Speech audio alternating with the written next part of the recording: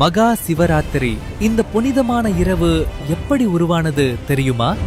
அன்று தேவர்களும் அசுரர்களும் அமிர்தத்திற்காக பார்க்கடலை கடைந்தபோது எதிர்பாராத விதமாக ஆலகால என்ற கொடிய விஷம் வெளிப்பட்டது.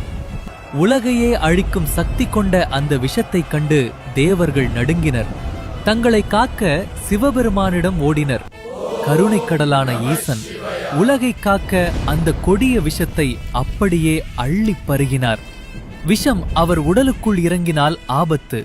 அதை உணர்ந்த பார்வதி தேவி ஓடி வந்து சிவனின் கழுத்தை இறுக்கமாக பிடித்துக் கொண்டார்.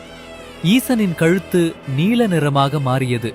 அந்த விஷம் அவருக்கு பாதிக்காமல் இருக்கவும் ஈசன் உறங்காமல் இருக்கவும் அன்று இரவு முழுவதும் தேவர்கள் நடனம் பாடல் என சிவனை துதித்து பாடினார்கள்.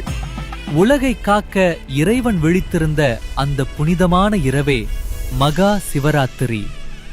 ஓம் நம சிவாய.